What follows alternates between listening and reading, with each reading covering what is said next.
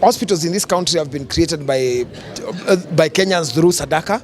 That's why you have faith and mission hospitals. You have about 100 hospitals created by Kenyans just by giving Sadaka and building hospitals. I mean, President William Ruto is currently building 70 hospitals being built by KDF. So I mean, if TikTok can organize itself and do another modern hospital, brilliant. Hospitals, such initiatives are welcome, and that's a very brilliant idea.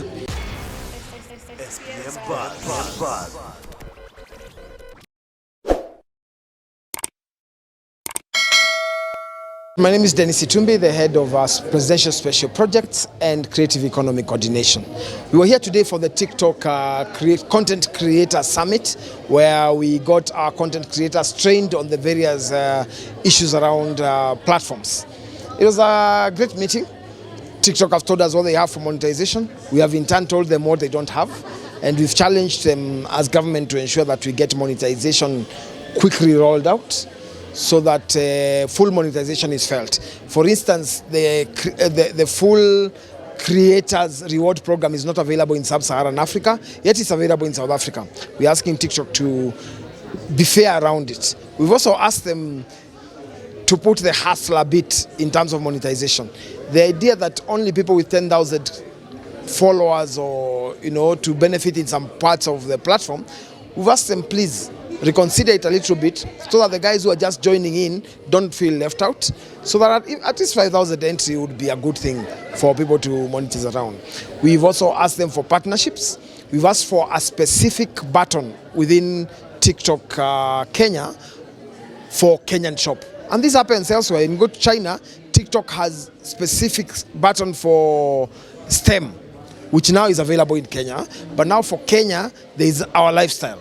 We have very many entrepreneurs who are selling clothes, who are selling shoes. They should be able to have a specific platform without necessarily scrolling through the content, where you just click on Kenyan SMEs and they benefit on visibility.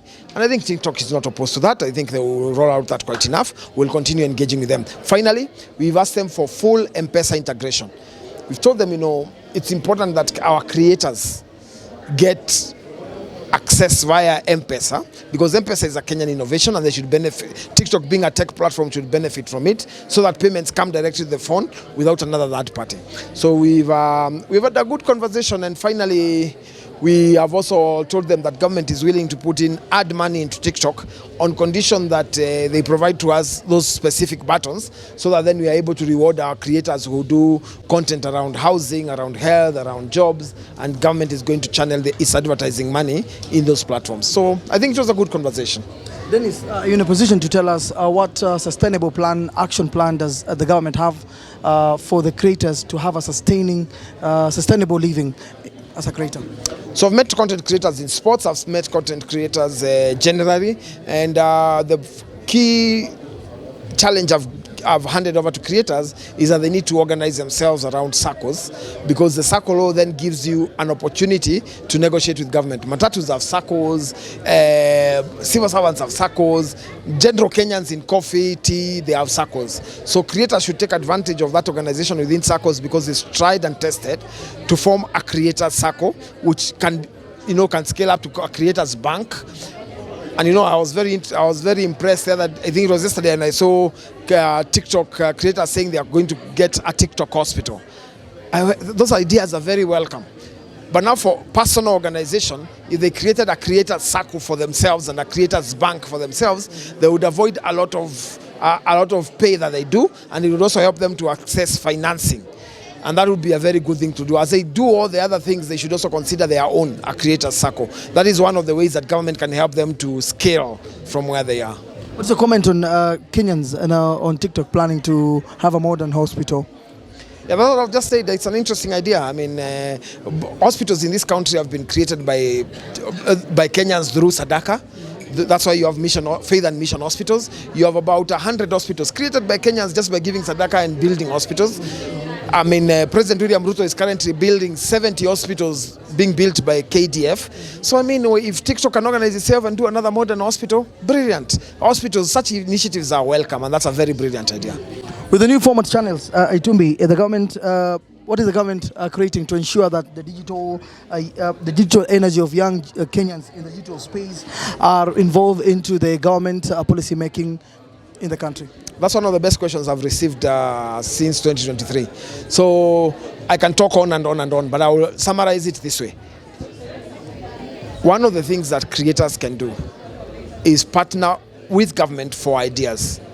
And government already has the content. It just needs to be packaged into a creative way. And anyone who seizes that opportunity now to turn, like we're doing housing in almost every county, if you can turn that into TikTokable content, film content, government is willing to partner with you. So mchezo kwenu. Now, Itumbi, just tell me, we've seen the TikTok families are here from South Africa. Are there creative summit programs, maybe collaboration coming up, government with TikTok for the creators in the country? So we first of all did the US Africa Creators Summit that we did at Ole Sereni in April. We plan to have very high level. We are in very serious talks with the US right now, and to ensure that we are able to even have more collaboration with Hollywood. We are going to be opening talks with the Indian embassy here to be able to even have a collaboration with Bollywood. By the way, the most anticipated movie of Bollywood has just about a month ago finished shooting in the Savo. So we are on course towards involving. I mean, when we shot a movie, the Agency season 2 at Parliament Road, we are able to employ 1,000 creators in town. So there are opportunities around infrastructure and real stuff that will help creators get involved in creating higher content than just the content that they shoot on a daily basis. So yes, there is a plan on infrastructure, and there is a process. The Creative Economy Support Bill 2024 is now through the last stages of Parliament to be able to have a creative support bill, a creative support fund that they are able to access and tap into. SPM Buzz.